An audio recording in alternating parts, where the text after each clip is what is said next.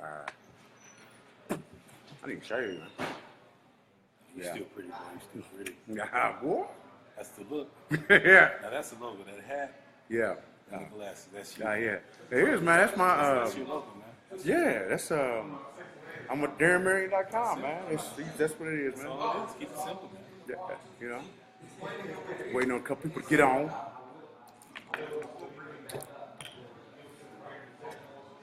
Yeah, y'all don't talk about me like Tariq Nasheed, man. You know, he always talking about he look ashy stuff, man. I don't see, man. So, you know, I also time I see I got ghost mouth. You know, yeah, my wife is saying, man, Still pretty though. Yeah, you know. All right, we can wait on some cats to come in. Who's the other cats that's coming in? Man, just whoever watching, man. Usually, So this is Friday. like a live. Yeah, we're live right now. What is this now? Was this Facebook? What This is is Facebook Live, man. Facebook Live right now. So my fans, whoever, you know, was looks to see Darren Coffee. Somebody just popped in here. What's up? Whoever it is, right in and out. They say, you know, Darren's live right now, and so they'll go and they'll click on it, and that's what this they recorded, and so you can post this after. Yeah. Yeah, I'll show you how to do it. Yeah, it's cool, man. So you're gonna wait for like another minute or so. And whoever that is, man, what's up? Like, share, subscribe, and hit the like button right there. Or maybe it's over there or up there. Anyway, man. All right, so we got somebody here, which is good. Hey, what's up, John? Please, I saw you just went live, man. So, you know, go ahead and tell your people, man, that you just went live with, man. What's happening, man? Come over here, man. I missed it. Now, I need to put on alerts there now. So, anyway, John is actually supposed to be here right now, but he's not. He's doing Facebook Live at home. But go ahead, man, and introduce yourself, man. You know. What's up, everybody? I'm George Middleton.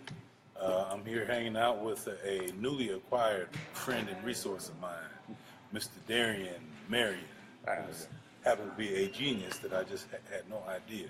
Nah. Actually, I first heard of him in his coffee shop through my church, Spiritual Sciences Indianapolis. And so that's kind of how we got connected, because they loved his coffee. Matter of fact, it was the first coffee that they talked about. You had this. That's interesting because it's so. Sometimes it's funny how things connect. Mm-hmm. But it was the coffee was the title was one of your creations and it was black. Okay. I think it was Dunmore, or was it Mandingo Warriors? Mandingo. Not the one with Ken Norton. And the ladies loved. They talked about Darren's Mandingo. They loved it. Yeah. So, reason why, you know, one of the reasons, you know, you guys know that I like to talk to people, and we have a lot of very interesting conversations. I meet a lot of very interesting people, and I know that, you know, right now in society, man, and as you guys all know, that race is something that I am very open to talk about, man. People, people say they don't see color. I see white, I see black, I see everyone, because it's like we're big salad. So, like salad is, you know, everybody has their own flavor, his own taste, so we get to enjoy that. And unless hey, what's going on, brother? I'm chilling, man. So unless we're ready to taste that salad, man, and appreciate everybody for who they are, then, boom, you know, we're going to continue to we're going to lose some intellectual honesty with it. So hold on, I'll be right back, y'all.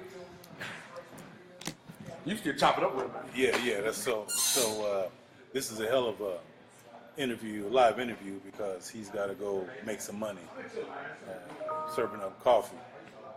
Let's see what we got down here. Marion County Community. Okay. So anyway, while he's talking, he is going to be a major resource for me with a book I'm promoting titled Black, and Black in bold letters. It's available now on Amazon.com. And Black stands for beliefs, limiting, authentic, cultural knowledge. And so the whole premise is to try to, yes, John, that's correct. My name is George. So the whole premise of or foundation of the book is try to introduce racism and discrimination and all those isms in a different perspective. And me being a therapist, yeah, that's it, man. You going to the heavy lifting Yeah, already? yeah, already. Yeah. And me being a therapist, I see racism as a key stressor on mental health.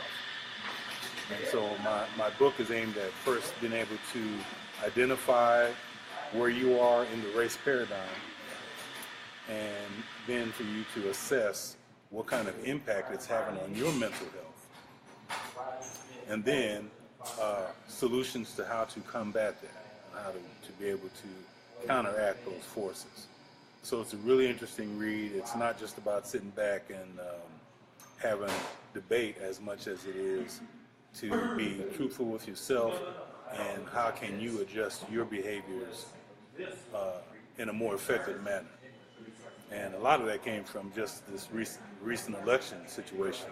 We had 8 years of Obama, and now we're going to have another 8 years probably of Trump, and it's everything's out on the table now. Everybody's being honest about how they feel. You know, they look at Obama as black, and they're looking at Trump as white, and it's, you know, and I think it's a good thing. I think it's positive that We got your salad.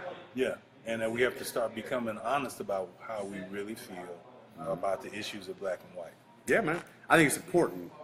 And what I really like about your book is it's an intellectual way to attack the problem rather than saying. Thank you, John. I appreciate you. He's a watchman. Yeah, too. he's the one. We got the. Oh, is we he got the one? the Okay. Mimi's on main side. Yeah, man. So right. yeah, he's a watch nut. All right. So his first watch was a Boulevard, man. And funny, the first commercial ever was a Boulevard commercial.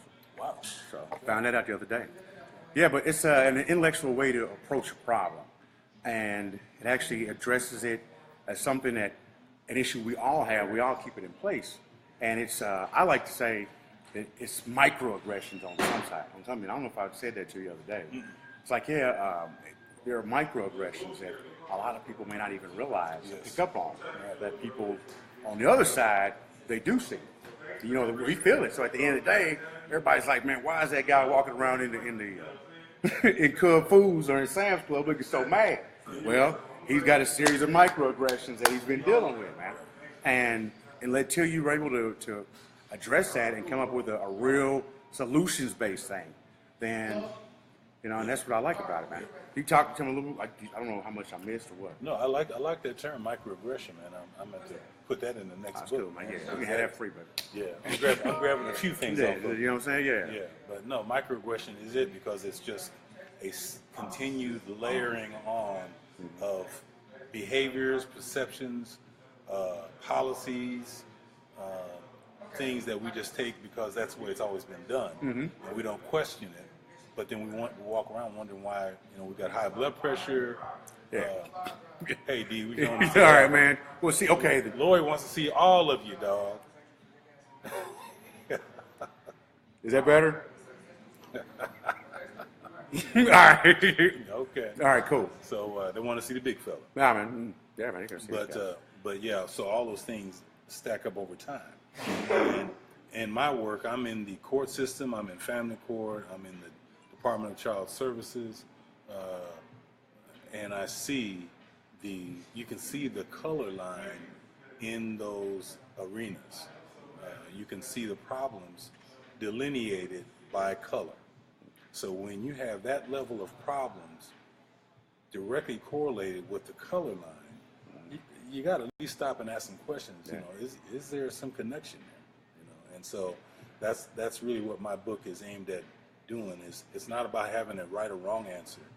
It's about having an answer that's true to yourself, because we all are somehow impacted by the race construct. Yeah, it's a you know, I'm an entrepreneur, right? And as an entrepreneur, we see problems, and not only do I see problems, I see solutions, and that's what I like. Is all right, man. So you guys know, for the past few months, man, I've been going through something that was directly because we know of a microaggression, and I still didn't play the victim role. I said, all right, man, hey, we just got to get in here and get after it, because I saw it was a problem and then come up with a solution.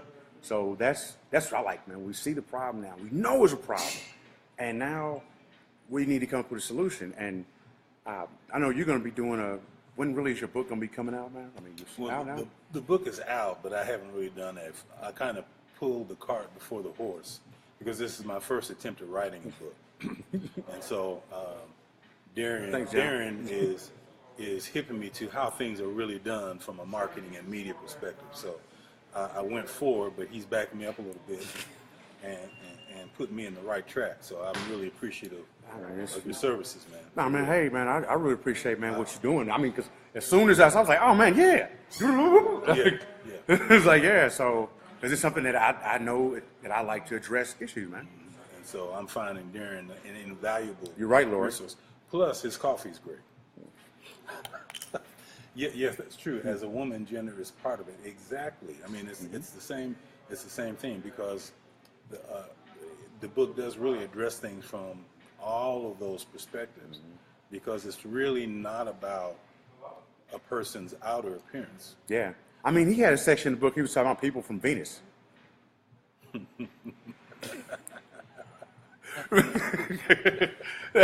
But no, but seriously, man, I was, the first thing I said is, I said, well, is it a workbook? And he said, oh, yeah, man. And turn the thing, man, and it literally is a workbook, man. It's somebody, Yeah. So not only it could be addressed by, I would think it would be something that mental health professionals should use. Yes. Educators, employers. I mean, I would Anybody in the human service field, definitely ministerial mentors. Anybody working with young people, families, but really, it's all relevant because how you treat your fellow man is probably how you're most your character is most determined. And it doesn't matter how much money you have, where you're on the socioeconomic status. If you're a butthole, I don't know if we can cuss on that. Man, it's a free speech zone, man. So yeah. So if you're an asshole, Yeah. it doesn't really matter. Yeah, man. What your degrees are or anything like that. Yeah. But yeah, I agree with Lori that gender is a strong part of that because basically we're in a capitalistic system, and capitalism is about making money. So everybody uses. Well, we could. What do you? All right. Well, so Adam Smith, he wrote The Wealth of Nations. Okay. That was his magnum opus, and to him, it's not about money. It's about making people's lives better. It's about finding a solution. So if something doesn't work, then we throw out the bad, and then we move forward. And that's his definition of capitalism. Yeah, he's Adam Smith. Yeah. So it's he calls it the moving hand. So capitalism would say if someone over here doesn't have water, then the capitalist says, well, I need to give someone water. So there's an opportunity to provide water here because these people need it. And so if there's bad water, if you have bad water and I have good water, then naturally the bad water will be put out of the system. Okay, so what we're going right now is corporatism. So you wouldn't. So today is not capital. You're saying it's corporatism. Yeah, all day, man. Yeah, because the corporation comes in there, and the corporation gets. I mean, with a Trans-Pacific Partnership. Trans-Pacific Partnership is where corporations now, if we sue them, it has to go to the international court. So they're people who get preference over us. Okay. So does that make sense? It does. I mean, I like the perspective when you switch that from capitalism to corporatism. Yeah. Either way, whether you use capitalism or corporatism. Somebody getting screwed. Well. Would you say? Let's say we were theoretically using the capitalistic definition. Okay. Do you think that gender and race would have an impact? It shouldn't. In that. No, it shouldn't, man. But do you think it would? If we were true capitalists, no, it wouldn't, man. A true capitalist is unemotional. It's entirely based. The decision is based on resources. What resources are going to be applied? So it's like, no, you can't come in and you're not going to sit at my table. Well, you know what, man? If you're not going to sit, then as a capitalist, if someone over here is not letting people sit at their tables, then as a capitalist, I'm going to open up something across the street that lets people come sit at the table. True. But before I give a response to that, Lori says, as I see it, we are created in God's image. We should treat each other as such. Well, you're not blind. Now, I agree with Lori in theory about that, but again, what's reality? Like I asked you the question regarding capitalism. Yeah. I'll ask Lori the question: does race and gender have an impact in a person's religious practices. Yeah, definitely does. I would say it does. I mean, but I'm not Lori. Yeah. So I'm curious as to what Lori feels on that, because I think we all have our ideal scenarios of way life or a system should be, but then in the execution of them, it's all based on someone's internal definition. Like today, man. Today, for instance, I woke up and I was like, man, I'm gonna go around and do what I want to do, and then I realized that this was the only shirt I had. So then I just had to kind of do what this shirt said. To work with it. So, but Lori says yes. Lori says yes, that gender and race, if I'm understanding her Yeah. correctly, gender and race have an impact on it. So since we know that's human nature, and I address this in the book, I would challenge people who have a strong religious faith or spirituality to assess yourself and make sure that you've adopted what is authentically true to you. Because, in a society, somebody sets the standards and the norms. Now, for those that fit the cultural characteristics of the standard setter, okay, that works well. Yeah. But if you fall out of that bell curve, then the standards that are set become less and less relevant to you. So now you're faced with a challenge. Do I adjust? Do I adjust to meet those standards, or do I create my own standards? and I think that's your discovering intellect. I call it intellectual honesty.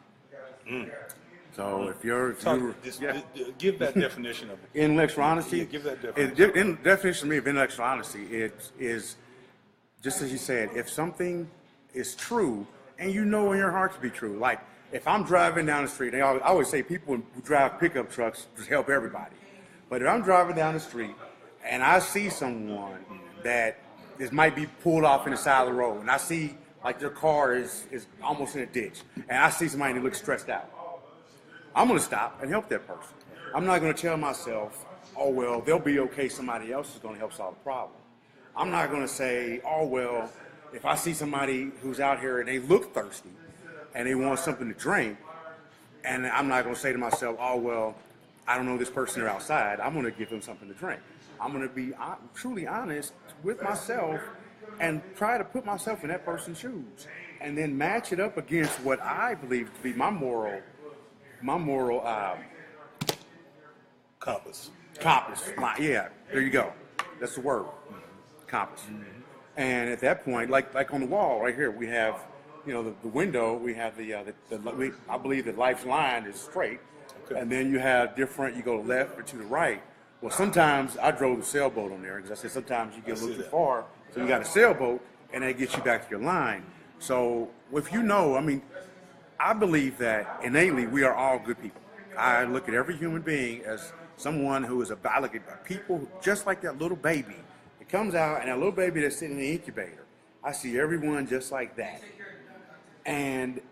Or you guys know when there are kids that come in here and they run around, you guys are acting kind of, I was like, no, they're a child, man. That's what kids do.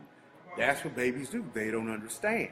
And so I try to put myself in that perspective to see things as open, and maybe, like I think I mentioned to maybe what I see might be skewed. So let me see, just in case. Yeah. Just in case I'm off. That takes a little emotional intelligence and maturity to be able to do that. Oh, thank you. Yeah. Tell Tiffany that.